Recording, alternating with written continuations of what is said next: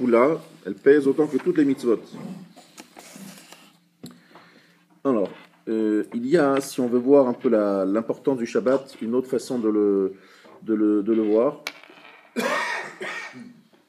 Si quelqu'un transgresse une mitzvah, une avera, et d'une autre, peu importe quelle avera de la Torah, il n'a pas le statut qu'a quelqu'un qui est Mechalel Shabbat. Un Mechalel Shabbat. Il a un statut de Mumar le Chol HaTorah. Comme c'est écrit dans le Siman Shin Pehe, Im Hufkar etzlo Isur Shabbat. Si l'interdit de Shabbat est Hefker, il en fout, il dit rien à faire. Vo'over alav kama pe'amim befaresia. Et il le transgresse plusieurs fois. Befaresia, c'est-à-dire d'une façon visible, devant tout le monde. Hu Mumar le Chol HaTorah. Mumar le Chol HaTorah, il est renégat. Un hérétique pour toute la Torah. Mais c'est une chose, je fais tout le reste. Non, Mumar le Chol HaTorah. Dino ke'oved kochavim mamash. Son statut, c'est comme un idolâtre. Vous entendez, il n'y en a que 2 mitzvot dans la Torah où le statut est suivant. Mumar le Chol HaTorah. Oved avodah zara, quelqu'un qui fait l'idolâtrie, et quelqu'un qui est hefker. Pour lui, sur Shabbat, c'est hefker, c'est pas important, et il est mechalel Shabbat de Pharisien. Il y a 2 choses.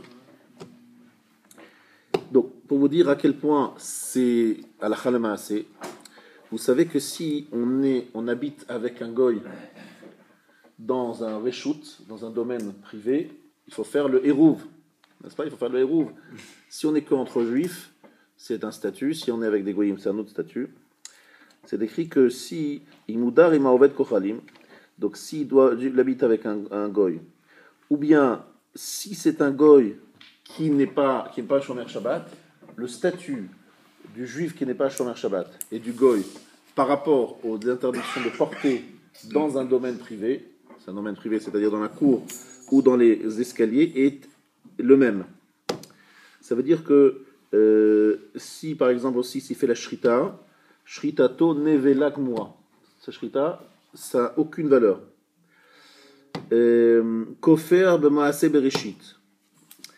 Bref, je ne sais pas si vous voulez que je continue encore, mais je résume en fait ce que dit le Mechaber, le Mishnah Berurah en introduction. Je vous invite à lire lentement, tranquillement cette introduction. C'est tout simplement très clair. Il y a sur le Issur Shabbat un dîne très spécial. D'ailleurs, le Zohar nous dit que Noach c'est Shabbat.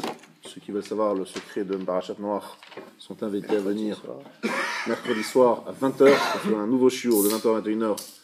La Parasha Al-Pisod. Donc ça c'est le mercredi soir à 20h. Et c'est ici, oui. Et le problème est le suivant, Botaï. D'accord. On a parlé de l'importance du Shabbat, mais d'une façon très succincte. Le cours ici, c'est un cours de halakha, c'est pas un cours de... Il faut quand même savoir que Shmirat Shabbat, c'est Yesod Haïmouna. C'est la base même de l'Haïmouna. C'est la base de l'Haïmouna. Alors, quel est le problème du Shabbat? Le problème, c'est qu'on a beaucoup de mal à apprendre la halakha de Shabbat. Pourquoi on a beaucoup de mal à l'apprendre? Parce que c'est très épais. Vous voyez, ce livre comme il est épais. Ça, c'est rien, ça. Mon Rav, il m'a dit qu'il pense que si on veut vraiment lire tout ce qui est écrit sur Shabbat, on devrait lire pendant 2 ans sans s'arrêter.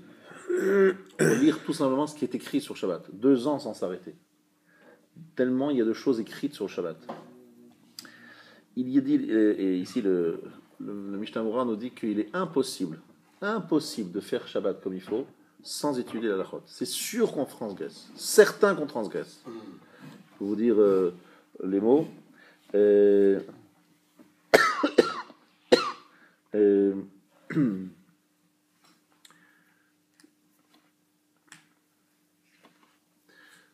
Voilà, dans l'exemple de Borer, il dit Borer, c'est sûr que les gens font des erreurs. Melcheddash, Lisha, Melaben, il c'est sûr. Il cheta rabati meod, arbe chilugim anogel vaasei. Yefchar, voilà, il cite le Yarod Vash. Yefchar klal, il est impossible, Yarod Vash, Rabbi Notan Ebeshitz. Yefchar klal b'mitziut, impossible, chez Inatzel Misur Shabbat, im lo ilmod kol adinim al buriam hetev hetev. Impossible de faire Shabbat si on n'étudie pas. Donc il y a une grosse carence qui est celle de l'étude, manque d'étudier le Chol Shabbat. Et pourquoi c'est compliqué le Chol Shabbat? Parce qu'il y a beaucoup de détails et que c'est nombreux. Alors, on va essayer de vous expliquer la méthode que nous allons utiliser. Ne vous faites pas d'illusions, je ne peux pas vous apprendre tous les Chol Shabbat en 6 cours. C'est impossible. Impossible. C'est inhumain, c'est impossible. Moi, personnellement, j'ai étudié 5 ans les Ilchot Shabbat et je n'ai pas fini. 5 ans toute la journée. Je n'ai pas fini du tout. Loin d'avoir fini. 5 ans, en regardant les Gemarot, les Rishonim, les Charonim. 5 ans, on n'a pas fini. Pour vous dire que c'est un monde, c'est un monde. Bien. Alors, comment est-ce qu'on va procéder pour être, on va dire, efficace? Il faut d'abord qu'on ait un peu, on va dire, les têtes de chapitre. Qu'est-ce qu'il y a à faire dans Shabbat? Quelles sont les parties de Shabbat? Quelles sont les généralités? D'accord? Et puis après, on va prendre une base pour que vous puissiez réviser. Parce que lorsqu'on dit des halachot comme ça en l'air, après les gens ils écrivent pas, ils n'ont pas bien écrit, ils n'ont pas bien compris, ils ne peuvent pas réviser, ils ne peuvent pas revoir, c'est compliqué. Donc il faut toujours avoir une base écrite de qualité pour qu'on puisse après retravailler dessus. D'accord? Donc c'est ce que je vais vous permettre de faire. Je vais vous donner tout de suite laquelle sera la base. Mais d'abord, dans ce shiur, aujourd'hui, je vous ai montré et je vous invite à lire très précisément l'Akdama, mais je vais vraiment résumer de façon très succincte. Je voudrais d'abord vous donner les différentes parties du Shabbat. La première partie que nous allons, les Hachem, étudier, c'est ce qu'on appelle les 39 travaux. Les 39 travaux, c'est quoi? C'est où? C'est quoi cette histoire des 39 travaux? D'où ça vient? Ça, en général, c'est connu quand même. On apprend ça du début de Parashat Vayakel. C'est une Gemara dans Shabbat. Daf Tzadik Zayin Amud Bet 97b. Dvarim, Hadvarim, Ele Hadvarim, Elu Lametet Melachot, Sheneemru le Moshe Misinaï. Donc, c'est écrit explicitement 39 travaux, une Mishnah. Daf Ain Gimel dans Shabbat. Ain Gimel, la Mishnah qui cite Avot Melachot, Arbaim Chaser Achat, il y en a 40 moins 1, c'est pas écrit 39. Arbaim Chaser Achat, 40 moins 1. Et on cite 39 travaux de Shabbat. D'où on apprend, Rabbi dit, on apprend des mots Dvarim, Hadvarim et les Hadvarim. C'est écrit au début de Vayakel, et les Hadvarim. Asher Tziva. Voici les paroles qu'Hachem, voici les choses qu'Hachem nous a ordonnées. C'est au début de Vayakel, donc dans le livre de Shemot. Dvarim mashmatren, Dvarim c'est un pluriel, donc c'est au minimum 2. He, d'accord, Hadvarim, il y a le He qui est en trop, donc c'est encore 1, ça fait 3. Et Ele, Gematria, Tlatin Veshesh, c'est 36. Ele, valeur numérique 36. Donc vous avez Ele, 36. He de Hadvarim, Dvarim au pluriel c'est 2, ça fait 3 plus 36, ça fait 39. Ele Hadvarim, c'est QFD.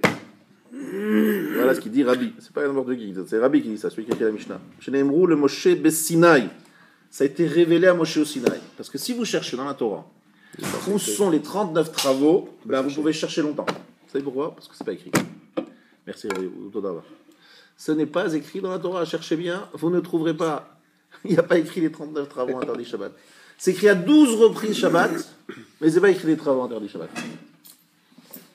D'où on les déduit, vous le savez, sans doute, pas besoin de vous le dire, on l'apprend de la juxtaposition du Mishkan et du Shabbat. Dans Vayakel, on parle du Shabbat au début, et juste après, on parle de la Melacha, les Melachot, enfin du travail du Mishkan, la construction du Mishkan.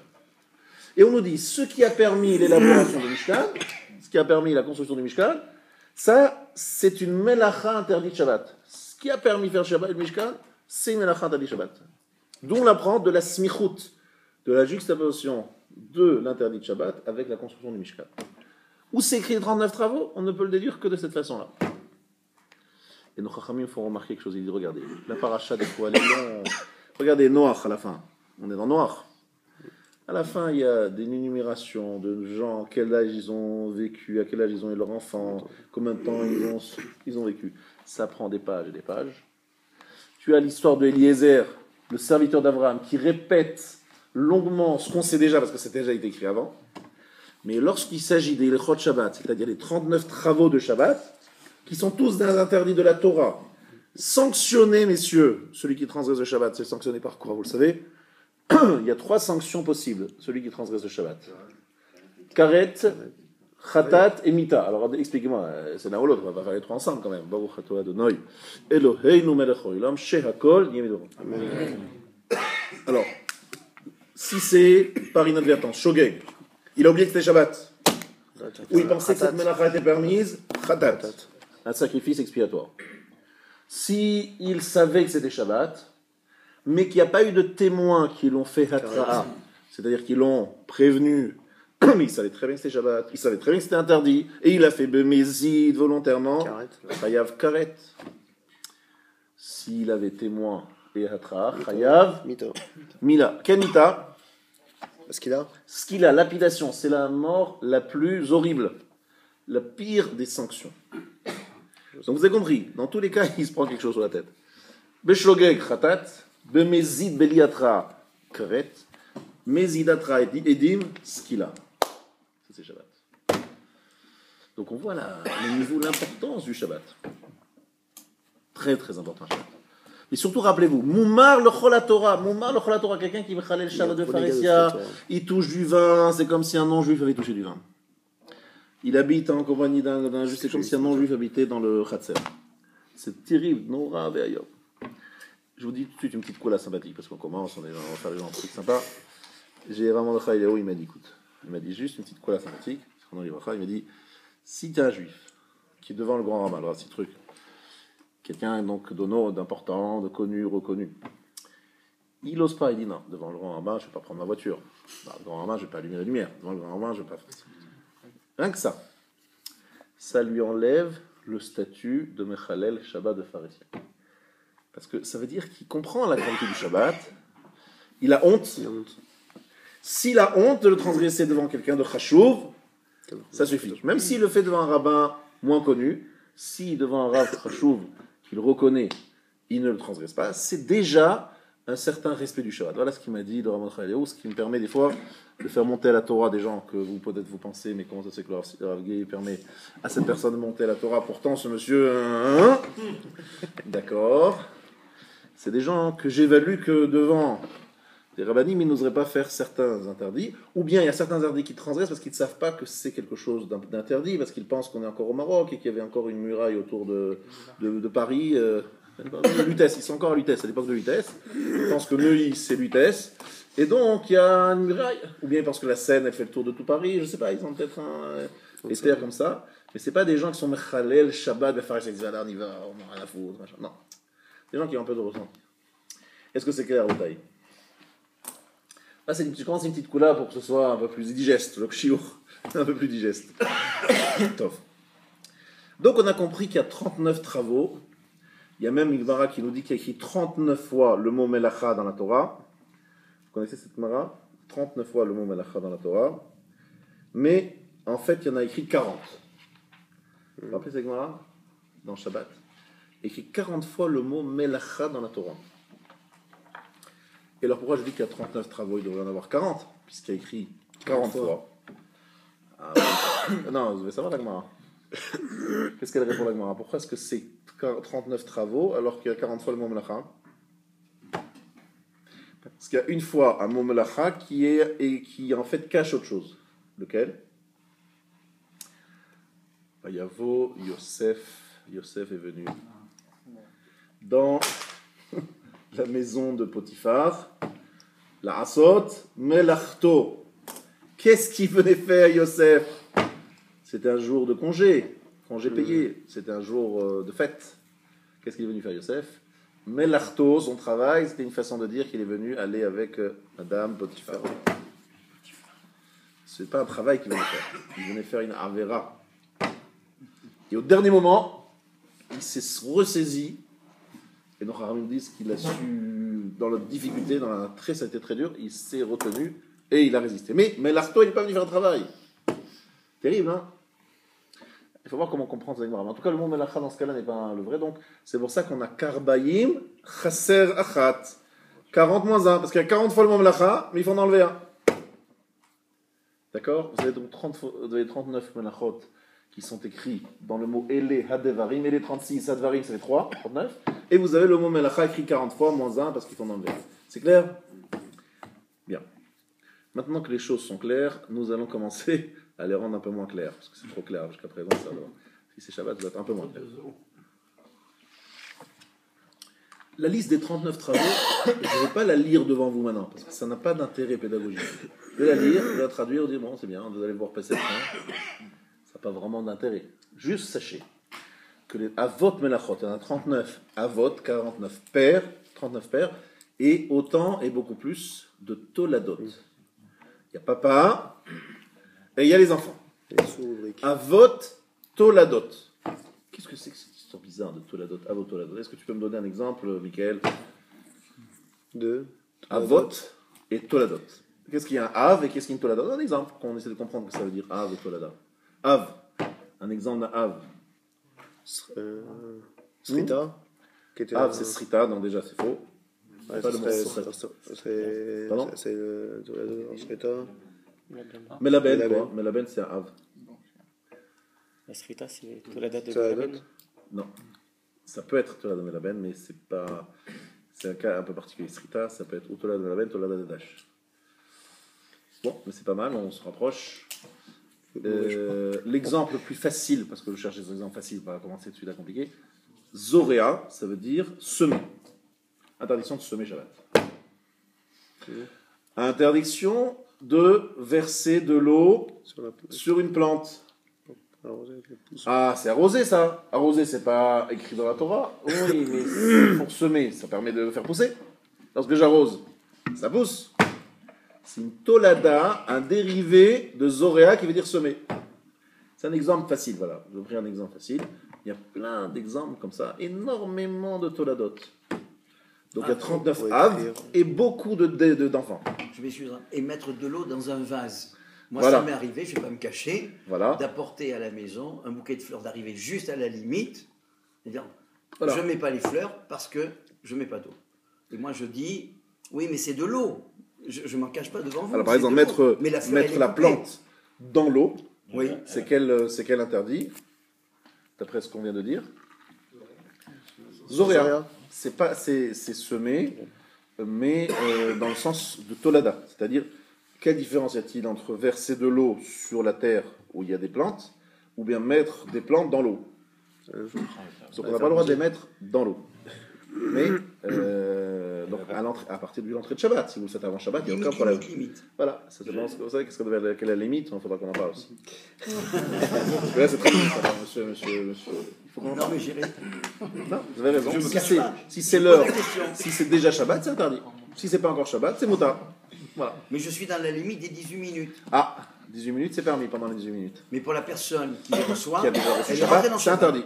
Et voilà, On est d'accord. on est d'accord. Donc il y a par exemple cette problématique de savoir définir qu'est-ce qui est melacha, qu'est-ce qui n'est pas, et pourquoi c'est important de savoir le nom de la melacha. Si c'est interdit, c'est interdit. C'est tout simplement pour savoir comment gérer des situations qui sont complexes. C'est-à-dire, à partir du moment qu'on est les 39 pères, il faut se demander si le cas qu'il y en a devant nous est-il un dérivé de tel ou tel père. Ok? Exemple, j'ai un talit et j'ai un nœud du talit qui commence un peu à s'ouvrir. Tu vois, il a commencé. Et moi, je veux refermer un peu plus. Est-ce que c'est cochère? Est-ce que c'est faire un nœud? Le nœud est déjà fait, mais le nœud, je le renforce. Alors là, je me demande, est-ce que ça s'appelle faire un nœud, pas faire un nœud, puisque le nœud est déjà fait, etc. Donc ça, c'est des questions qui sont liées à la connaissance. Je sais que c'est interdit de faire un nœud, est-ce que ça s'appelle faire un nœud, ça? Donc vous comprenez, le Shabbat, il faudrait qu'on ait les 39 travaux très clairs dans la tête, et après, se demander, est-ce que ça c'est une dérivée, pas un dérivé, etc. Bien. Ça, c'est pour les 39 travaux qui nécessitent un gros travail. Si on veut étudier chaque travail, combien, qu'est-ce que sont les conséquences, quelles sont les applications, etc. C'est un vrai travail. Un vrai travail. Mais il n'y a pas que ça dans le Shabbat. C'est ça le problème, s'il n'y avait que ça. Il n'y avait que les 39 travaux. C'est vraiment de transgresser Arabe ou Tolada ou c'est pareil? Alors, bonne question. Tolada, c'est Asur Minatora. C'est comme faire le Hav. Ah, tu vas me dire, alors quelle différence si c'est une Hav et Tolada? C'est ce que demande la Gemara. Et la Gemara répond, ça dépend. Si tu fais Hav et Tolada d'idée, c'est-à-dire tu fais Zoréa, qui veut dire semer, et tu arroses, Behelem Echat, dans un seul oubli, tu es Chayav, un Khatat. Par contre, si tu fais un Hav et une Tolada d'un autre Hav, tu es Chayav, deux Khataot. Donc c'est pas une grande différence aujourd'hui à la Khalmas, on est d'accord? Mais aujourd'hui, ce qui est intéressant, c'est de savoir bien définir les choses pour savoir si vraiment cette chose-là est interdite, permise. Par exemple, un exemple, c'est quoi dash? C'est battre le blé, c'est faire sauter le son, la pellicule qui entoure le grain. D'accord? C'est battre le blé. Est-ce que par exemple, casser une noix, on va pas dire que c'est aussi dash? On parle de Daesh en ce moment. Daesh, ouais, c'est ça. Ben, Daesh, c'est le mot dash. Dash, ça veut dire battre. Battre le blé. D'accord? Non, c'est pas encore mourir, ça. Bien. Après, il y a le mixé. Quelles sont les différentes parties? Alors, on va étudier les différentes parties, comme je vous l'ai annoncé. Donc, on a parlé de 39 travaux. Mais il y a d'autres choses qu'il faut connaître. Il y a dans Melachot Shabbat d'autres interdits. Il y a évidemment les interdictions qui sont interdictions à cause de Shvut. Qu'est-ce qu'on appelle Shvut? Une conséquence. Ce sont les interdits qui sont à sourd, mi, des rabbins. Pour vous aider, j'ai pensé aussi trouver une base où vous pourrez réviser ce que je vais dire aujourd'hui. Alors je vous invite à réviser, parce que vous révisez le cours, dans c'est le Kahati, vous savez, le commentaire du Kahati. Il y a une introduction sur les Melachot de Shabbat. Donc j'ai ajouté plus que ce qui est écrit ici, mais si vous voulez réviser, vous avez la possibilité de relire, c'est de l'hébreu très facile. Et par exemple ici, il va donner comme règle, Milvad Issouré Amlachot, par des interdictions de Melachot, Yeshtam Beshabbat Issourim Midivre Sofrim. Il y a beaucoup de choses interdites par les Chachamim, qui sont appelées les Issouré Shvut. Shvut, en fait, c'est une façon de dire Assour Midrabanan. Mais Shabbat, Shvut, vous avez compris? Quelque chose qui nous fait reposer, Midrabanan. Et ce qui est une foule d'interdits, c'est Moukse. C'est quoi Moukse? Des choses qu'on n'a pas le droit de déplacer Shabbat même à la maison. Pas seulement porter à l'extérieur, mais de déplacer à la maison. Alors, Vechinu et Asher Yaviu. Moukse, c'est quelque chose que j'ai sorti de chez moi, j'ai pas envie, je m'en occupe pas. C'est pas quelque chose dont j'ai besoin Shabbat, c'est quelque chose que j'ai mis dans un coin. J'ai normalement, avant Shabbat, je dois tout avoir préparé. Quelque chose qui est mis de côté, d'accord, c'est Moukse. Exemple, il y a Moukse, Mahmat, Issour. Par exemple, un ordinateur, j'en fais quoi pendant Shabbat? Un téléphone portable, j'en fais quoi pendant Shabbat? C'est des choses qui me permettent de faire des choses interdites. Là, c'est assourd de le déplacer Shabbat. C'est Moukse. Il y a un stylo. Qu'est-ce que je vais faire d'un stylo Shabbat? C'est Moukse. Mahmat, Issour. Malachto, et Issour. Il y a Moukse, Mahmat, Rissaran, Kis. Par exemple, le couteau pour faire la mina. C'est permis de faire la mina Shabbat. C'est le jour. Mais le couteau de la mina, on n'a pas le droit de le déplacer. Pourquoi on n'a pas le droit de déplacer le couteau de la mina? Parce que c'est Mahmat, Rissaran, Kis. C'est très très fragile. Si on le déplace, vous savez, c'est très aiguisé. Et si on le touche comme pas comme il faut, très vite, ça peut s'abîmer. Donc les moalim et les shochatim, il faut attention de ne pas mélanger les deux couteaux, les couteaux des shochatim. Je suis d'accord. Couteau des shochatim. Il y en a un d'ailleurs, j'ai entendu d'avant un petit peu un moelle qui a carrément coupé complètement le Brit Mila. Il a fait la shrita de la mina. Top. Et ensuite il y a le couteau du shochet. Le couteau du shochet. C'est. Il faut le dénoncer, celui-là.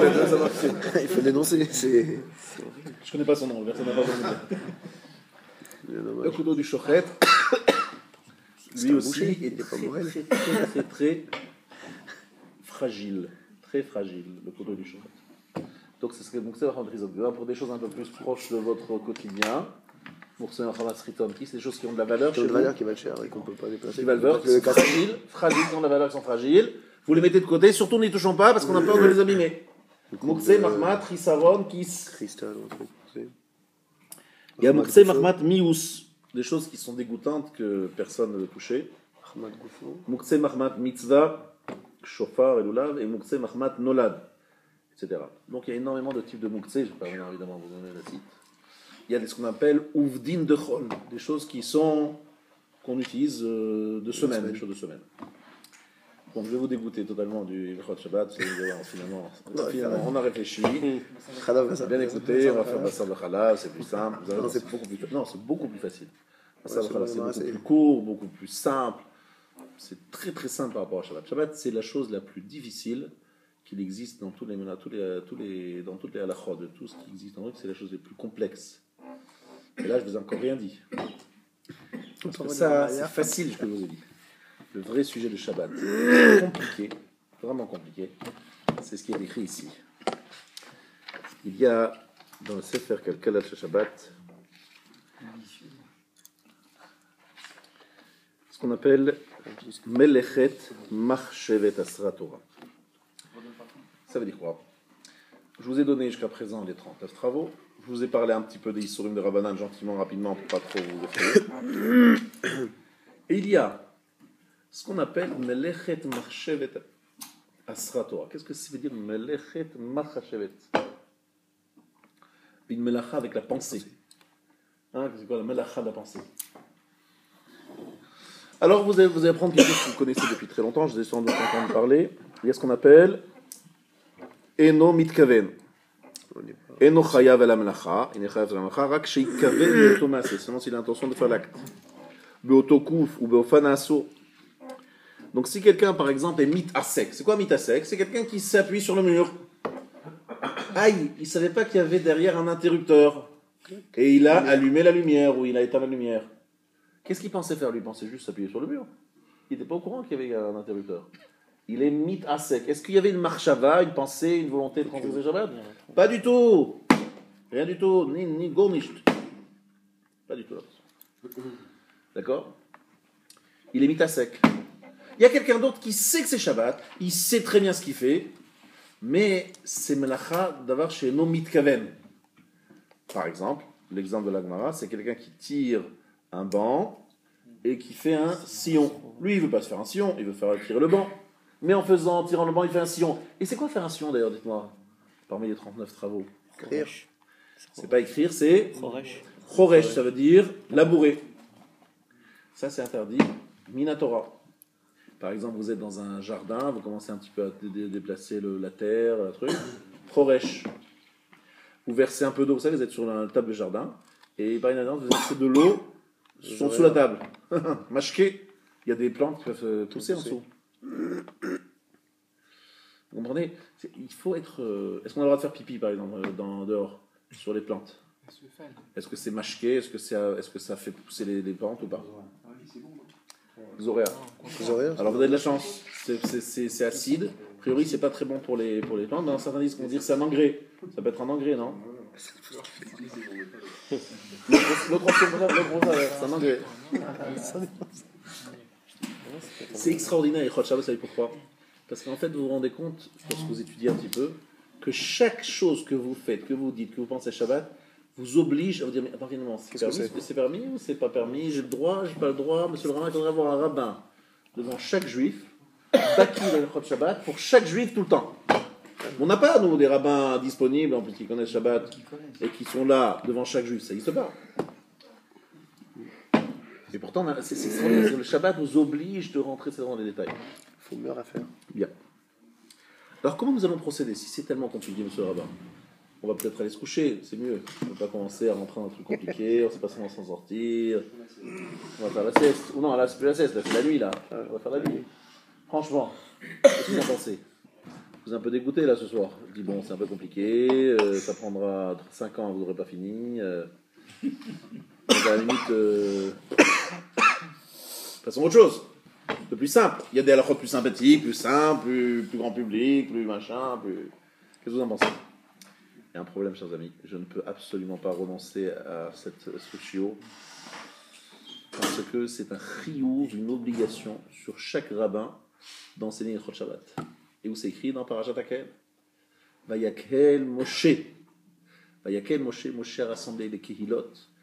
Le Midrash nous dit, de là on apprend, c'est la seule fois dans la Torah, c'est qu'il Vayakel, qu'il a réuni le Kahal.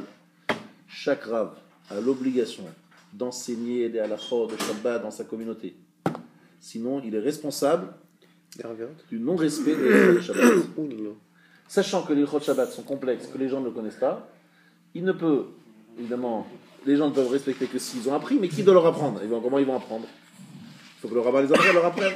Et voilà. Donc, j'ai pas le choix. Il faut que je me lance. Et j'ai longuement réfléchi. Je me suis dit, mais comment je vais leur enseigner ça? C'est très compliqué. Je vais résumer ce que j'ai étudié en 5 ans par 1 heure par semaine en C'est 6 court. cours. C'est du condensé, ça. Alors là, c'est tellement condensé que même moi, je ne vais plus les retrouver. Mais eux, c'est sûr qu'ils vont plus se retrouver. Fichier zip. C'est compliqué, ça. Hein. Faut parler vite. Je parle vite. Là, il faut parler vite pour aller très vite. Voilà. Alors, j'ai expliqué. Dans la vie, il faut se dire le grand principe. Tafasta meroubé, lo tafasta. Si je veux prendre tout, beaucoup ensemble, je peux pas. Des grosses choses, je ne peux pas citer. Je fais des petites choses au fur et à mesure. Et après, j'arrive à saisir quelque chose. Dans le Olam Haemet, après 120 ans, on va tous un jour se retrouver là-bas. On va nous dire, dis bon, Rabbi, Shabbat là, t'as fait, t'as pas fait, là. Vous avez écouté, moi je suis allé au cours de Rav Gay. Je me suis fait un effort pour Shabbat. Il m'a dit la chose suivante, vous dire à mon nom. Il m'a dit la chose suivante. Il a dit que j'ai transgressé Shabbat par inadvertance. Je ne savais pas que c'était interdit, c'est vrai, je ne savais pas. Moi je suis un chômeur Shabbat, mais c'est vrai, je ne savais pas. Mais il a dit comme ça. Il a dit Lo alecha hamlacha ligmor, c'est écrit dans Pirkei Avot. Tu n'as pas terminé le travail. Aval iata reshaï libatem imena. Tu n'as pas le droit de faire bitou, tu n'as pas le droit d'arrêter. Tu dois faire le travail. Tu finiras pas, c'est pas ton problème. Toi, tu dois faire le travail. Donc, je me suis dit, il n'y a pas le choix. Même si on n'arrive pas à finir, et même si c'est long, et même si on va tout faire en si peu de temps, mais on commence. On fait ce qu'on peut. On se lance. Je me suis dit, oui, mais le problème que j'ai, c'est que si je vous parle, en plus à la fin d'une journée, pendant 1h15, et que vous entendez des choses, vous n'entendez pas bien, c'est pas précis, qu'après vous faites des contresens, je ne suis pas en train de construire, je suis en train de faire une bêtise.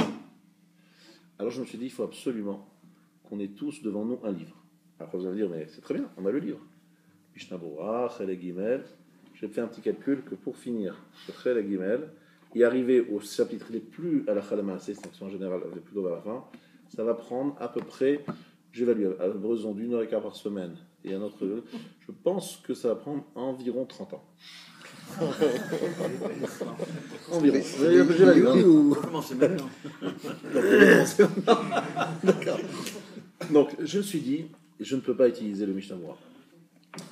À regret. Mais sur ce genre d'halachot, autant sur Kriyat Shema, Tfila, machin, c'est parfait.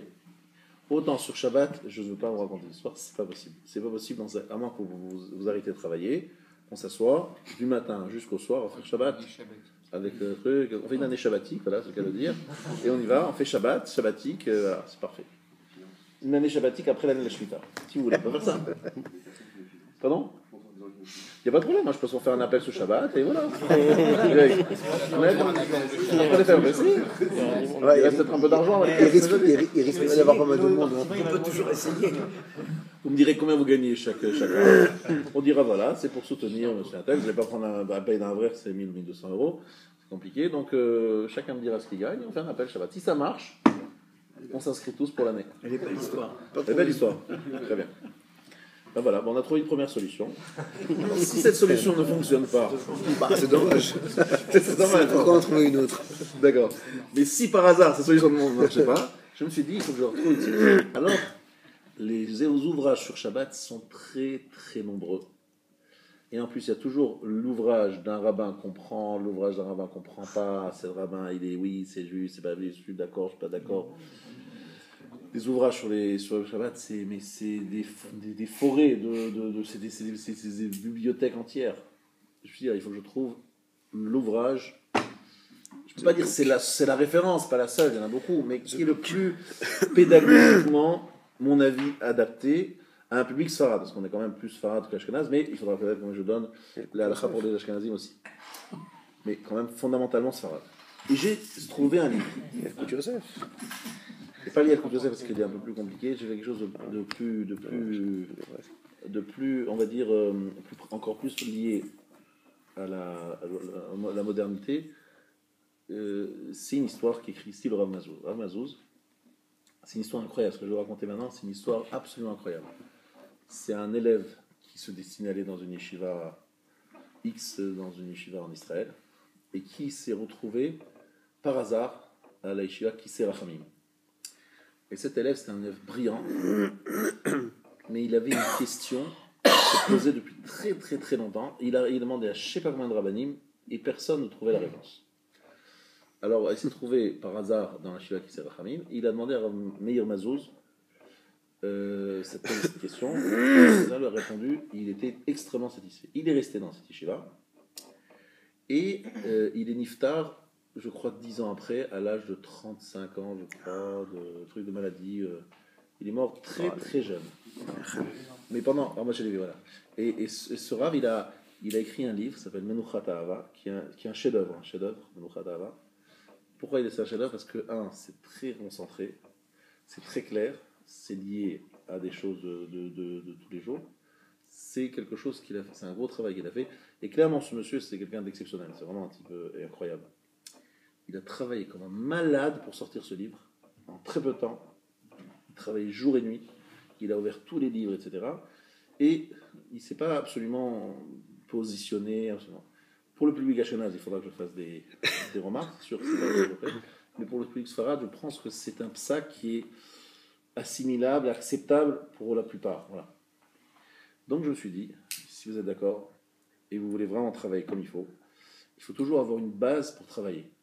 C'est-à-dire qu'on va tous avoir le livre devant nous, et moi je vais vous donner mes remarques. C'est-à-dire, il y a des choses pour lesquelles je dirais qu'il y a quand même une marloquette, il y a des poskim importants qui ne sont pas d'accord avec lui. Mais vous, ça vous permet de réviser chez vous et d'avoir dans un langage très simple, très clair et très concis les principales halachot dont vous avez besoin au quotidien qui sont vraiment halakha lamassé. Par contre, si je fais ça, selon l'ordre, non seulement ça a duré 30 ans, mais je rigolais, mais c'est pas tout à fait, je rigolais pas totalement. Je pense que ça peut prendre ce genre de temps, mais c'est pas ça le sujet. C'est surtout parce que le langage et les situations ne sont pas modernes. Vous voyez ce que je veux dire? Et qu'en plus, pour passer du temps sur la traduction de quelque chose qui est ancien, etc. En 2 mots, on n'a pas le temps. On a 1h15 par semaine. On a besoin d'une base. On a besoin de quelque chose de moderne et de pratique. Voilà. En 2 mots, là, c'est ça. Donc j'ai beaucoup hésité. Je ne sais pas si je me trompe ou je ne me trompe pas. J'ai l'impression d'avoir fait le bon choix. Hachem Yirachem que j'ai fait le bon choix. D'accord?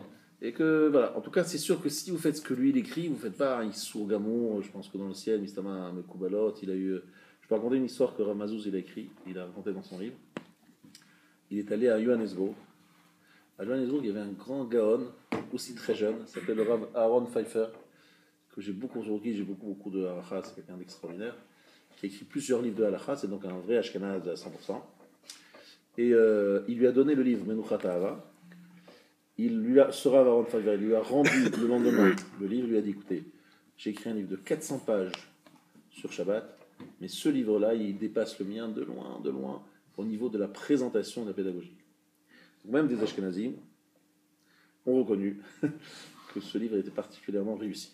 Donc je me permets peut-être, les Hachem, trouver le bon chaliar pour arriver au Ilchot Shabbat. Pour ceux qui sont hébraïsants, c'est facile à lire en plus chez vous, vous pourrez lire d'autres passages qu'on n'a pas encore fait, etc. C'est 3 volumes, donc il y a un petit investissement à faire au départ, il y a 3 volumes, mais nous, on va pas étudier les 3 volumes en même temps, on commencera par le premier, après le deuxième, etc. Et comment nous allons procéder? Alors, il y a dans Shabbat, je vous explique donc les 39 travaux, je vais parler des Isurim de Ramadan, j'ai parlé des Malechet Marchevet, j'ai fait très vite parce que je ne voulais pas vous perturber trop, et il y a tout ce qui est Adlakat Nerot, l'entrée du Shabbat, parlait monsieur Hirschwaller, Rabbi Louis, Rabbi Leib, de savoir quelle heure entre vraiment Shabbat, est-ce que c'est 18 minutes, pas 18 minutes, truc, machin. Il y a donc Havdalah, Kiddush, Shnechem Mishne, donc des choses plus light, on va dire, plus faciles d'abord, d'accord? Donc on pourrait passer là-dessus aussi, il faut savoir plusieurs semaines, hein, c'est un truc ça. Donc, ce que je vais faire pour essayer de bien vous accrocher à ce sujet. 1, chacun va voir son livre. 2, chacun mettra des annotations dans son livre. 3, on va commencer par les choses les plus faciles, de Kiddush, Adlakat Nerot, l'entrée de Shabbat, etc., Havdalah, c'est quand même des choses qu'on fera assez rapidement, ce ne sont pas trop longs. Et après, on abordera une melacha, puis après une autre melacha, puis après une autre melacha. Est-ce que c'est clair? Est-ce qu'on est d'accord sur la façon de procéder? Je me suis dit que c'est le plus pédagogiquement, le plus efficace. Donc, je demande Mechila au Mishnah Berurah que vous avez sorti, vous avez bien fait, mais nous allons tout de suite commencer le travail, tout en utilisant le Mishnah Berurah, parce qu'on n'a pas encore aujourd'hui le livre dont je vous parle, Menuchat Ahava, mais vous verrez qu'en plus, il y a des annotations très intéressantes en dessous, pour ceux qui veulent étudier que la partie halakha, et en bas, il y a des annotations très intéressantes qui rapportent énormément de poskim. Je suis d'accord, il est très influencé par le Rav de Yosef. Je suis d'accord. Et je dirais ce qui correspond à la Psak Ashkenaz, c'est sûr, et même Psak Psakim Sfarad. Moshe Lévi. Maintenant, écoutez-moi bien. Il y a ici, dans l'introduction de Mishnah de Ish Matzliach, un petit résumé qui va beaucoup vous aider dans votre vie pour savoir comment trancher la halakha en étant sfarad. En étant sfarad, vous avez devant vous, en fait, il faut le savoir, des grandes écoles, mais c'est pas si compliqué que ça. Vous avez le Mechaber, Rav Yosef Karo, ce qu'a tranché Rav Yosef Karo, ou si vous faites ce que dit Rav Yosef Karo, jamais personne Bachamaï ne pourra vous dire non, qu'est-ce que tu as fait là, tu as suivi Rav Yosef Karo, c'est pas possible. Donc ça, vous êtes tranquille si vous le faites. Deuxième possibilité, Ben Ishraï. Alors le Ben Ishraï, il a beaucoup été influencé par le Harizal. Donc vous n'êtes pas obligé de le suivre, c'est souvent d'ailleurs plus marmire, plus exigeant. Beaucoup de Sfaradim le suivent parce qu'ils n'ont pas la traduction, parce que ce qui s'est passé, c'est qu'avec l'histoire moderne, les traditions qui avaient lieu au Maroc, en Tunisie, en Algérie, alors là c'est sûr, ont été complètement bloquées, coupées, et les enfants ils ne savent pas ce que faisaient leurs parents, parce que tout simplement leurs parents étaient ignorants, mais leurs parents sont ignorants parce qu'ils n'ont pas vu leurs grands-parents, etc., etc. Il y a eu une sorte de coupure. Ce qui fait que beaucoup de gens aujourd'hui, qui ont accès à Internet ou accès à des livres, piochent ici et là des halachot en disant tiens, c'est comme ça, ah oui, très bien, et là, c'est comme ça, on pioche. Puis finalement, ça donne un truc bizarre. Parce qu'ils se retrouvent avec des anciens qui étaient à Marrakech, ou à Meknes, ou à Cézou, ou à Tunis. Il a dit mais attendez, mais on n'a jamais fait ça, nous, chez nous. C'est quoi ce truc-là? D'où ça vient ça? Ben, on a vu ça dans le Ben Ishraï. Il dit ah, t'es bien gentil, Ben Ishraï, c'est quelqu'un de très bien, extraordinaire, magnifique. Sauf que c'est irakien, et nous, on est africains. Asie, Afrique, il ne faut pas mélanger les continents quand même, c'est un problème. D'accord, vous entendez souvent cette phrase, cette remarque. Beaucoup de choses sont faites à Pi Harizal, mais qui ne sont pas en vérité les minagim anciens de nos Ensuite, le Rav Yosef, justement, lui aussi, il a tenu compte de certains minagim, mais il y a des minagim chez. J'ai beaucoup longuement parlé avec les Mazouz il n'y a pas longtemps, justement encore, et ils m'ont dit effectivement, en Tunis et à Djerba, ils prenaient beaucoup de minagim du Rama. Du Rav Moshe Isserles Ashkenaz. Au Maroc aussi, beaucoup de Ashkenaz. Donc ça complexifie, ça rend les choses complexes. Et comme moi je ne suis pas venu ici pour rendre des choses complexes, mais je vous ai dit que j'ai besoin de travailler sur une base sur laquelle vous pouvez réviser et dans laquelle on va mettre des annotations, donc j'espère que ce sera la meilleure façon de travailler pour qu'on soit vraiment efficace. Est-ce que c'est clair, messieurs? Alors, maintenant que toutes ces introductions ont été mises en place, nous allons vraiment commencer. Mais sans avoir le livre, mais nous allons vraiment commencer en faisant la chose suivante. Comment nous allons procéder? Nous allons commencer par étudier. Alors, les 6 cours commencent à partir du cours prochain, vous avez compris? En 6 cours, j'espère vous donner l'essentiel. Alors, là aussi, je vous donne une introduction sur la façon de travailler. Je fais des choix, c'est-à-dire je ne peux pas étudier tous les détails, sinon on va dire le même principe. Ta fasta meroubé, tout saisir. L'autre fasta, tu prends rien. À force de vouloir tout savoir, tu ne sauras rien. Donc on fait des choix. Donc je ferai des choix, mais je vais commencer, comme je vous ai dit, par les choses les plus faciles. Kiddush, Adlakat Nerot, Knisat Shabbat et Avdallah. C'est des halachot plus simples que tout le reste. D'accord? Alors commençons tout de suite. Parce que, voilà, mais je vous ai dit que ça ne compte pas dans les 6 cours. Excusez-moi. Comment est-ce qu'on se procure le livre? Ah voilà, on va s'en occuper ensemble dès que le soleil sera levé sur Paris et que nous pourrons appeler des personnes. En vérité, il y a un moyen très simple sur Internet. Vous le commandez sur Lehman à Bethel, vous l'envoyez à la maison. On peut l'envoyer ici si vous voulez en direct. Il envoie directement un certain nombre. Toute personne qui serait intéressée à l'acheter, je le note après le cours. Et on fait la commande groupée, je l'appelle en disant Famigna, groupe groupé, il faut faire un petit effort. D'accord? On vous prend un container entier de Mouchatava. Il est très bien achalandé ce Mocher Sfarim, et il envoie très vite les Sfarim. Donc très facilement, lundi prochain, c'est là. Il faut juste se bouger, c'est sur internet. Il s'appelle Lehman, il est à Getzed. Donc, commençons tout de suite. Et pour commencer, nous commençons par le siman de Resh Membet, bon, comme nous avons souligné devant nous. Resh Membet. Lehi Zaher, Bichvot Shabbat. Faire attention au kavod du Shabbat. Afilu mi shetzarich lacherim. même celui qui a besoin des autres. Im yesh lo me'at mishelo, s'il a un peu de chez lui, tzarich lezarez atzmo lechabed et Shabbat. Il doit se mobiliser, se motiver, et zariz pour honorer le Shabbat. Velo amrou ase Shabbat rachol, ve'al titzarich labriot, ela le misha sha'ad dechuka lo. Fais de ton Shabbat semaine, la semaine, ne n'est pas besoin des créatures, seulement celui qui a sha'ad dechukalo. Il a des difficultés financières. Beyoter, énormément. Alken tzarich letzamtzem veshar yamim kedei lechabed haShabbat. Cette phrase, c'est un exemple de phrase où il résume 3 Mahamar et Chazal qui veulent chacun dire autre chose. Et machin, il fait un truc, il faut vraiment bien étudier. En clair, je vous résume ce que dit le Mishnah Berurah. Il y a plusieurs catégories de personnes. Il y a des personnes qui n'ont absolument rien. Mais rien, de rien, de rien. Ils n'ont pas de quoi manger. Il toque à la porte de monsieur le rabbin. Il dit, je n'ai rien à manger Shabbat. Il dit, ben, ça ne te prend pas bien, c'est dommage, mais ça tombe bien. Dans la ville, nous avons la soupe populaire, si on veut dire ça, malheureusement. Ça existe toujours à Mea Shari, un endroit où tous les Shabbats, n'importe qui vient manger. Il y a plusieurs endroits à Mea Shari. Tout le monde est invité chaque Shabbat. C'est extraordinaire. Bref, dans ce genre de cas, donc c'est la tzedaka, c'est l'argent de la tzedaka, on leur dit, nous offrons Seuda Rishona, Seuda Shia, Seuda Shishit. Et pas seulement on vous fait le stripino, on fait entrée, machin, etc. Mouta ou pas, c'est l'argent du tzibou, vous avez le droit de faire ça? Oui, c'est permis. C'est même un devoir. Parce que le tzibour se doit de soutenir quelqu'un qui veut faire le Shabbat comme il faut. Maintenant, il n'est pas obligé de prendre la viande, il n'est pas obligé de prendre une entrée, un plat, etc. Il peut faire quelque chose d'un peu mieux que son quotidien, ce qui sera assez rapide pour quelqu'un qui mange rien ou qui mange du pain toute la semaine. D'accord? C'est pas la peine d'en faire plus. Un petit poisson en plus, ça suffit, selon le parole de notre ami. Le poisson étant sans doute moins cher que la viande.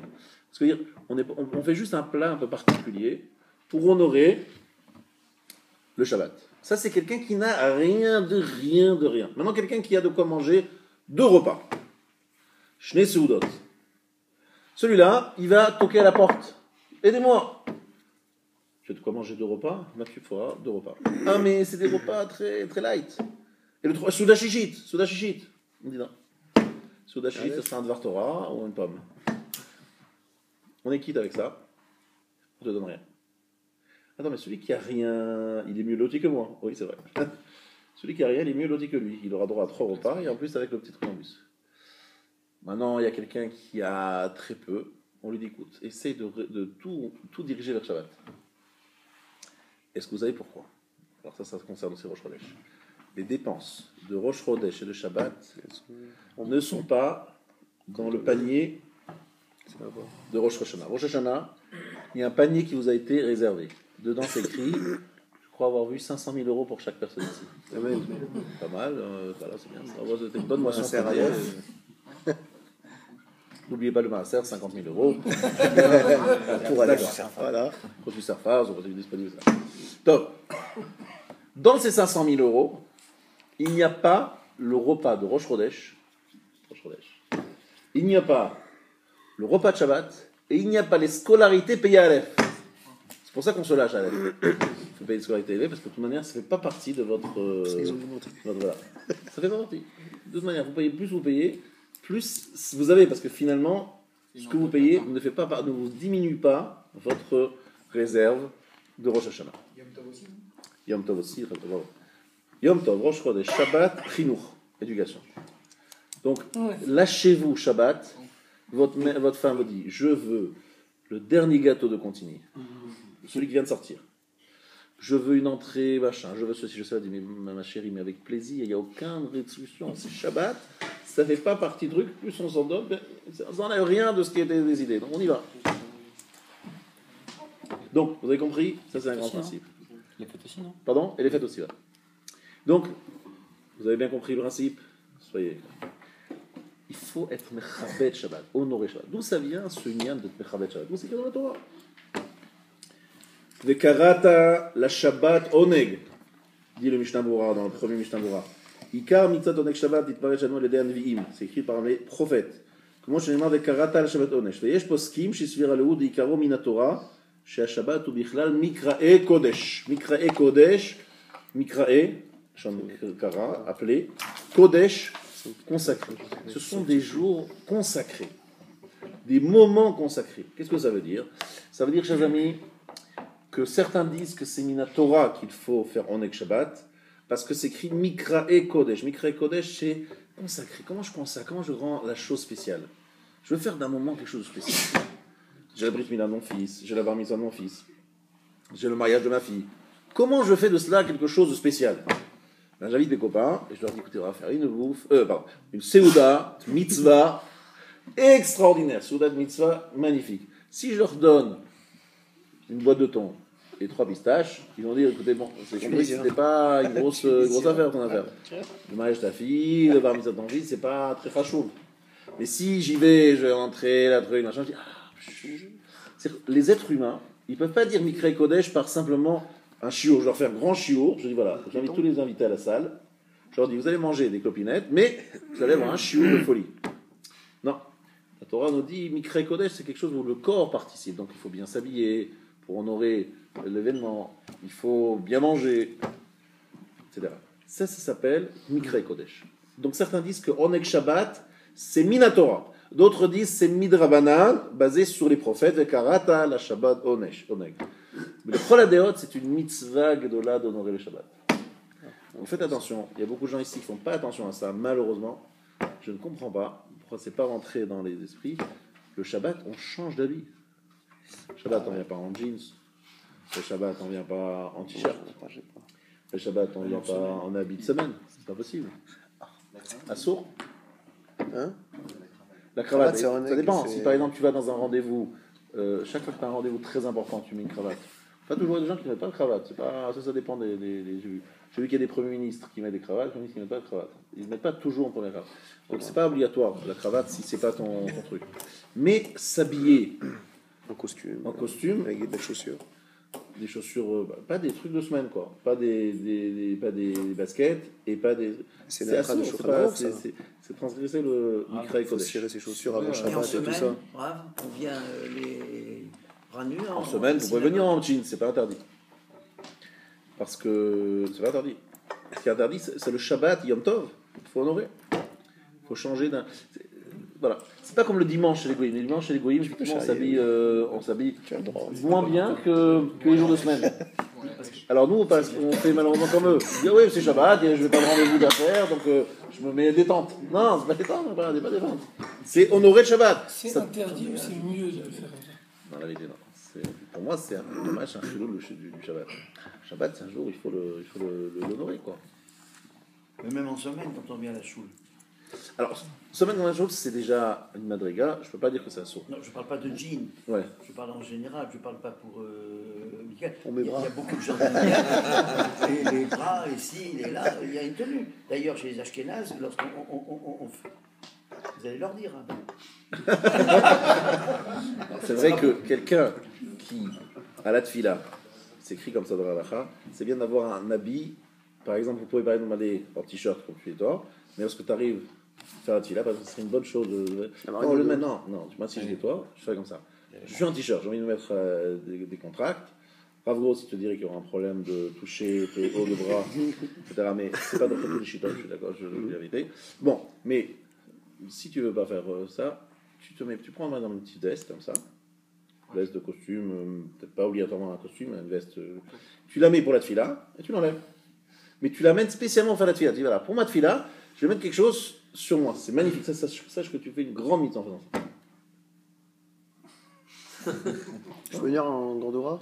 Pardon? Non, c'est comme ça. D'avoir un habit spécifique pour la tfila, de venir voilà. Moi, d'habitude, je vais en t-shirt, mais pour la tfila, je prends une petite veste pour la mettre que pour la tfila. C'est nifla, extraordinaire.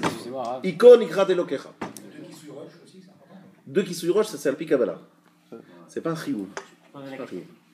Certains disent que par exemple, il y a une doublure dans la kippa, certains disent que ça suffit, d'autres non. C'est sûr qu'il y a certains qui mettent mamage 2 kippotes, je sais pas si tu as déjà vu, mais un chapeau et une kippa, il y en a certains qui font absolument attention. Ça c'est Alpi Kabbalah, c'est pas Alpi Halakha. Moi j'ai entendu dire que quelqu'un qui met très souvent des costumes en semaine, donc c'est important qu'il réserve pour Shabbat. Un costume spécial pour Shabbat. Un costume spécial pour Shabbat. Exactement. C'est Bravo. obligatoire.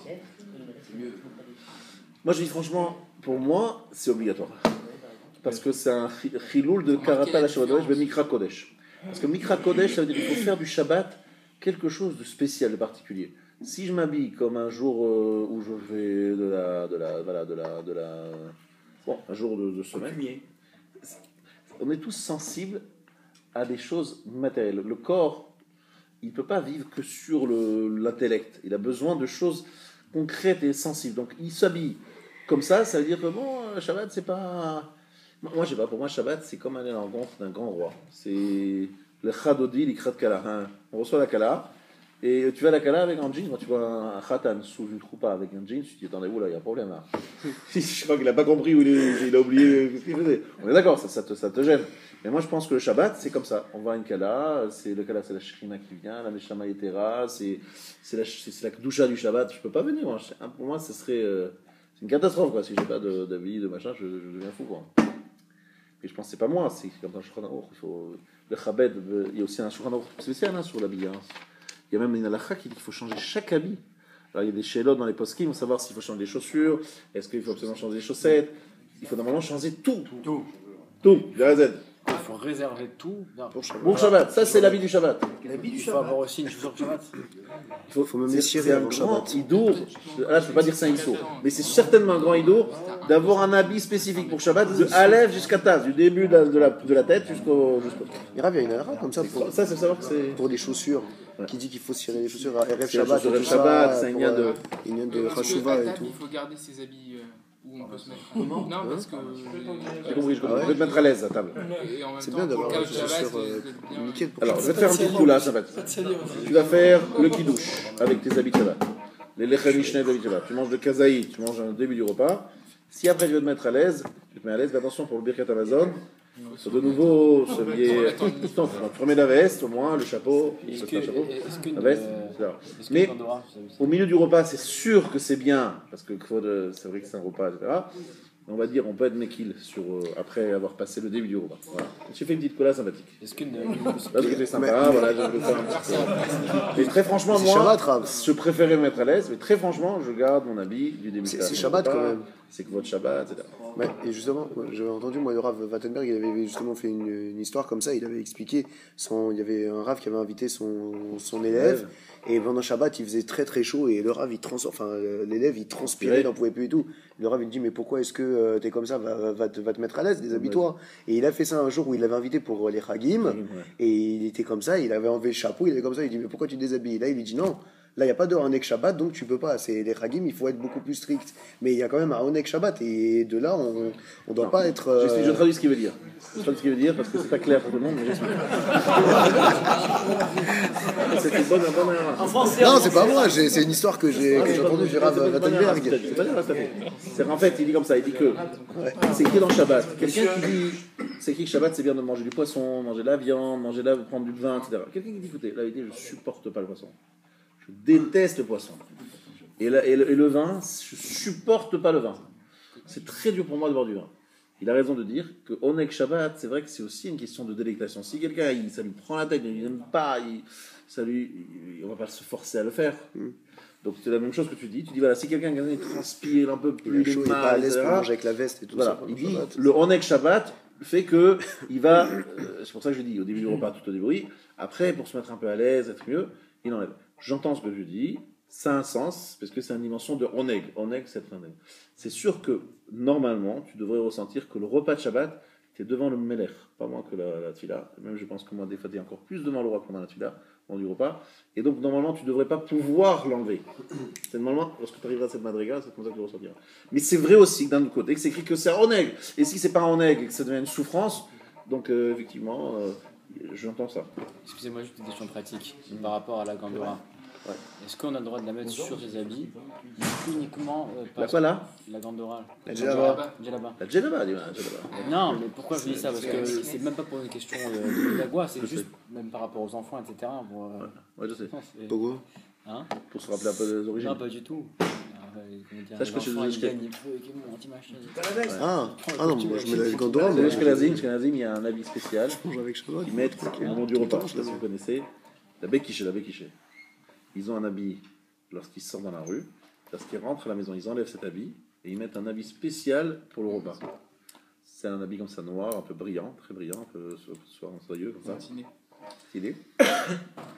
Alors il est noir chez les Ashkenazim, il est blanc chez les Sfaradim. Donc Ça s'appelle une djellaba. ça s'appelle une djellaba.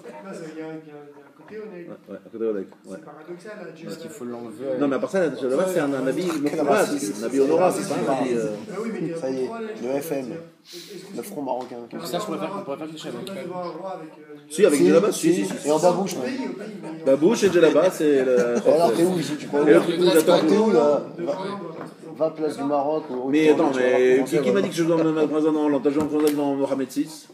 Donc, et ça, c'est Bon, mais c'est pas lié à ton pays. Et donc, je préfère qu'il bouge avec les Khamichné et toute la Souda avec dessus. Moi, je suis toujours en dollar. J'ai fait qui pour en Gandoura. J'ai fait qui pour aussi. Non, djellaba c'est un habit mourad dans les pays. Qui pour, je l'ai fait ici. Avec ce qu'on a vu, si c'était. Non, moi, je la Ce mets. que j'ai appris dans les livres, hein, moi je suis pas J'enlève la spécialiste veste. du Nord. J'enlève la veste, moi, et je mets la Gandoura par-dessus le costume. En tout cas, ça pour vous expliquer qu'il y a dans Dimension de Shabbat ce qu'on appelle le Oneg et Mikra Kodesh. Et des fois, c'était une bonne remarque qu'il y avait, des fois le Mikra Kodesh, c'est-à-dire le côté solennel, le côté, il va à l'encontre de Oneg. Donc c'est pour ça que j'ai dit, dans la tfila du Shabbat, lorsqu'on vient à l'office, on vraiment s'habille de façon très, voilà, très belle. On commence la Tsouda, puis après, s'il faut se mettre à l'aise, parce que vous sentez que le Oneg est... Bon, c'est vrai que des fois, le tour de taille commence à être un peu... C'est ça. un peu just. La veste, c'est dur de aller chercher les Par contre, la djellaba, ça laisse une grosse... voilà. C'est Une grosse marge. avec Shabbat. Et mais ça, chez Ashkenazi, c'est intéressant, c'est exactement la même chose. C'est aussi un truc plus large, plus ample, qui laisse la possibilité On peut ouvrir un petit de peu rajouter le bouton et manger un peu quelques plus. centimètres autour Voilà. de taille. Moi, Shabbat. Non, c'est pratique, c'est pratique. Non, il y a des points communs entre les Ashkenazim et les Sfaradim. C'est bon, sauf qu'un est noir et l'autre est blanc. Pardon? En djellaba ou en truc. Alors attention, il faut une djellaba où il reste les habits en dessous. Oui. Non, parce qu'il y a des djellabas où il n'y a rien en dessous.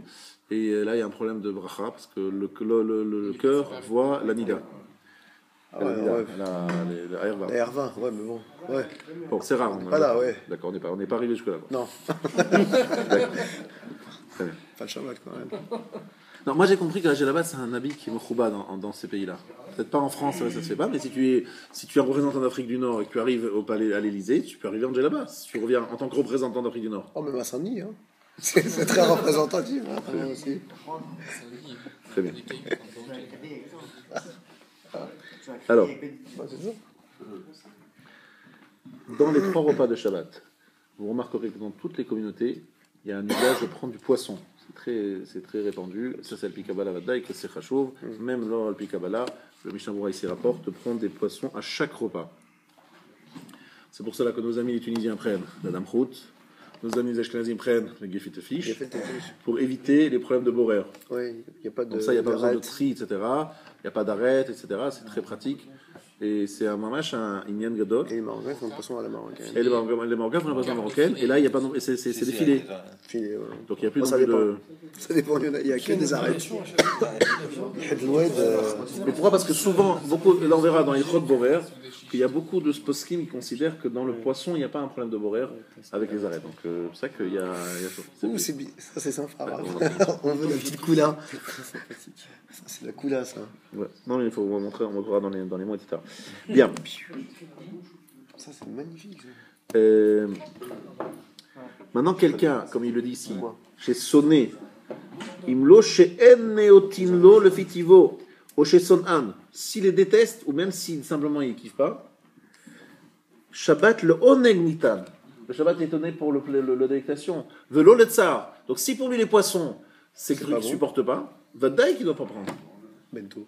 Et la viande aussi, ouais. Pardon? Et la viande aussi. La viande, si tu n'aimes pas, il ne faut pas prendre.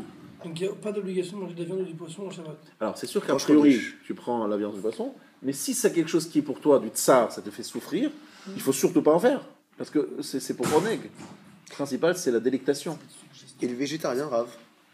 Le végétarien, c'est sûr qu'il ne faut pas qu'il mange la viande. Parce que pour lui, c'est une Et délectation. jamais, donc même Rosh Chodesh où il y a un Rosh rive de Chodesh, manger etc. bazar et tout. Il n'y a pas de végétarien. Les végétariens, si, il y en a. Oui, j'en connais. Si, il y en a des végétariens. C'est une mitzvah de manger de la viande. Daniel, Hein, Rav C'est une mitzvah de manger la viande. Normalement, on n'est pas végétarien si on est juif Voilà, religieux, si on est juif mais il y a les religieux, juifs on religieux qui sont végétariens, c'est comme ça pour J'en connais différentes pas, raisons. Moi j'en connais. Moi j'en connais aussi. À Copernic peut-être. Non, pas ici. du tout, non, des gens. Non, ici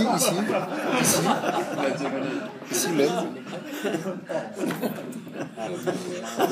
Non, c'est des gens Mais là, ici qui ont des raisons très Ah oui, non, valables. c'est une question de santé. ouais. Hein Moi, je suis un cannibale, mais c'est pas moi, mon frère. Et même Yom Tov, c'est pas évident parce que est-ce que c'est Bassar Shlamim ou c'est Bassar Stam? C'est aussi pas évident. Ah oui. Mais c'est vrai qu'aujourd'hui, en Israël par exemple, aucun avrer, qui est un petit peu comme David Baruch Hashem en général, assez réduit au niveau d'argent, ne se paye de la viande, à part du poulet, quoi. Et encore du poulet, c'est en petite quantité. Shabbat, quoi. La viande Shabbat, c'est rare pour des gens qui ont peu de moyens. Il n'y a aucun problème. C'est la viande, ils se l'achètent que pour Yom Tov. Les grands Talmid Chachamim que j'ai connus là-bas, il n'y a pas de viande à aucun moment dans l'année, sauf le Yom Tov. Hein. C'est sûr. Parce qu'ils n'ont pas les moyens. Mais c'est pas un interdit de manger la viande Shabbat, c'est juste pas une obligation. Par contre, Yom Tov, il y a effectivement certains qui disent que c'est une obligation, c'est pour ça que beaucoup mangent de la viande Yom Tov. Dafka Yom Tov. La viande, on parle de la viande rouge, quoi, la viande comme une vraie viande. Quoi. Bakar. Cannibale. Alors, après, le Shulchan Aruch parle de la mitzvah de prélever la chala, la frachat chala. Ça a pris beaucoup d'ampleur ces dernières années, il n'y a pas si longtemps, parce que la Rabban Kanevski, elle a eu un rêve. Un rêve, il y a une femme très distinguée qui lui est apparue et qui lui a dit dans son rêve qu'elle l'encourageait de diffuser dans le pays d'Israël la frachat chala. C'est elle qui a été l'initiatrice de cette. C'est devenu vraiment un événement, quoi, d'être ma friche là. Alors, c'est depuis longtemps, ça pas depuis la Rabban Kanevski, mais elle lui a révélé que c'était un grand inyan et qu'il pouvait apporter beaucoup de yeshuot. Donc, elle a développé ça et a demandé à des femmes de faire Afrashat Chala, même celles qui avaient. Parce que normalement, Afrashat Chala, il faut avoir une quantité importante de chalot. Mais si quelqu'un a une petite famille, ben, il ne fait jamais Afrashat Chala parce que c'est trop petit. Il congèle. Donc elle a encouragé des familles de faire plus que nécessaire pour faire la mitzvah d'Afrashat Chala, se rendre dans Chayav d'Afrashat Chala, parce que c'est une mitzvah très spéciale dans laquelle la femme elle fait beaucoup de tikkunim. Et donc elle a beaucoup diffusé ça, c'est devenu aujourd'hui un événement. C'était très bien ici d'ailleurs. On a fait une belle Afrashat Chala ici, on va en faire bientôt. Et donc c'est très important de diffuser ça, même si encore une fois il n'y a pas de triomphe. En vérité, il n'y a pas d'obligation du tout. Que les femmes fassent des chalot, c'est pas une obligation, mais c'est très très important. Je dis très franchement, moi j'ai un peu d'expérience, donc je sens vraiment la différence. Les chalotes achetées, c'est très rare que les chalotes achetées arrivent à la qualité d'une chala faite maison. Et mamash, c'est ça le goût du Shabbat. Le goût du Shabbat, c'est ta femme qui prépare la chala. Et elle n'a jamais le même goût. Aujourd'hui, La chala n'a jamais le même goût. C'est incroyable. la même quantité, la même chose, mais chaque fois, elle C'est a un pourtant goût très différent. simple, hein, c'est quoi et pourtant, ça n'a pas le même goût, et c'est quelque chose de très important. C'est un Ronex, ça, c'est vrai. Il faut une quantité minimum, parce que vous avez dit. 666. 1,6. De quoi pour la sarflette, c'est quoi Ouais. Le 6. Il faut 2 kg de 1 farine. kg 6. Ah, si, Non, c'est- 2 kg 250 pour les Ashkenazim, pour faire la bracha. Pas très ashkenaz. C'est déjà beaucoup. Hein. C'est 1 kg 6. 1 kg 6, on fait 1 kg 6, 1 6. Voilà. C'est rien. C'est 4 Alors sachez que si vous, par exemple, vous voulez avoir des brachot dans votre maison, vous manquez d'argent, de parnassa, etc., vous dites à votre femme, écoute, le Rav Gay, il a dit, que la frachat chala, c'est une grande ségoula pour avoir des millions. Je vous garantis que votre femme, elle va courir, elle va acheter beaucoup de farine et elle va faire la frachat chala, et ce serait une bonne chose, pas seulement pour les millions, ce sera surtout pour les hirat shamayim de la maison, ce qui est plus important que les millions. Et pour avoir des enfants aussi, c'est écrit clairement que c'est une ségoula, etc. Et surtout, les femmes, elles n'ont pas tellement de mitzvot entre guillemets positives, c'est plutôt les mitzvot Il y a négatives. 3. Vous savez quelques tikkunim, vous savez qu'il y a Il y a une fila spéciale au moment de la Frajat que Mme Regansky a développée, etc. Mais c'est pas, je ne l'ai pas par cœur, je ne vais pas l'amener maintenant, mais il y a effectivement une bracha spéciale, fila spéciale. Sachez que ça apporte du shalom bayit, ça apporte beaucoup de brachot dans la maison. Mais aujourd'hui, les femmes jeunes font beaucoup plus les chalotes. Les chot qu'avant, ouais, exactement. Avec ces machines, on entend parler. Voilà, elles c'est vrai que c'est achètent, plus facile. Avant, elle faisait. J'entends parler, moi, de tous Elle est côtés, payée que soi-même, les femmes elle jeunes est font épuisée. Là, c'est Kenwood. Voilà. Aujourd'hui, c'est c'est Kenwood, une c'est Thermomix, c'est rapide. Il n'y a plus beaucoup d'excuses Ces pour nouvelles le faire. machines, là. Maintenant, si elle vous dit, mais il va en rester, pas de problème, vous dites, pas de problème, j'en mangerai dimanche, je mangerai lundi, je mangerai mardi. Les congelés, Non, hein. je Je l'enlève. peux pas les congeler. Non, mais après le Shabbat prochain, on va Ouais, faire mais encore. Ah bah, elle refait, ça se mange. Donc, c'est pas interdit de manger ça la semaine. Simplement, c'est vrai que c'est bien de réserver ça pour Shabbat. Et donc, peut-être Mais en il y a congé, des ils sont distributions, je crois, entre des familles qui font un chala, qui font plus, du coup, elles distribuent dans les hôpitaux, des gens qui ont besoin, Ah, etc. magnifique, encore, ça, magnifique, ça c'est encore mieux. De donner à des personnes, par exemple. Moi, je donne cette idée, je vous donne une idée, je termine là-dessus, à Rosh Hashanah. Je dis à des femmes, vous voulez faire avancer un peu votre Yirat Shamayim, avoir bonne signature, faites des chalotes en plus, et celles qui sont en trop, qu'est-ce que vous en faites? Vous prévoyez de les déposer chez vos voisines non religieuses. Imaginez-vous, voilà, quelqu'un qui est chemin de chose, qui toque à la porte d'un voisin, qui n'est pas du tout chemin de chose, il dit voilà, j'ai fait la chala pour Shabbat, ça me ferait très plaisir que vous consommiez cette chala, je vous offre cette chala avec plaisir. Vous ne savez pas qu'est-ce que cette petite cadeau de Ça rien peut du faire tout. beaucoup, Raph. Ça peut faire énormément. Je sais. Des non religieux comme ça, un religieux qui vient m'ouvrir ma porte, qui me donne, qui m'offre une chala. On ne sait pas ce que ça peut faire. Il y a longtemps, j'avais une Lubavitch qui me faisait ça et apportait et mamache. Ça fait beaucoup de choses. Mais- Beaucoup de choses. Voilà. Chez les Chabad de Courbevoie, Ouais. il y a, je sais pas, elle s'appelle Lama. l'épouse Du Rav, là. Sterna. Ouais. Elle donne des cours le lundi, mardi, mercredi à toutes les femmes du coin ouais. pour faire des chalotes. C'est ça. France, Elle leur apprend à faire la chalot. Oui. C'est magnifique. Et des Laker, ici et là, elles viennent et elle me dit qu'il y a beaucoup de jeunes femmes qui viennent, Et qui ne sont pas religieuses. qui ne sont pas religieuses. Parce que c'est quelque Ça chose va dans votre sens. c'est quelque chose qui voilà. Qui rapproche. Elle les attire comme ça. Exactement. C'est la même histoire que les bougies au carrefour. C'est des choses, on ne sait pas ce que ça. Voilà, Botaï. Donc la prochaine fois, on commence vraiment le.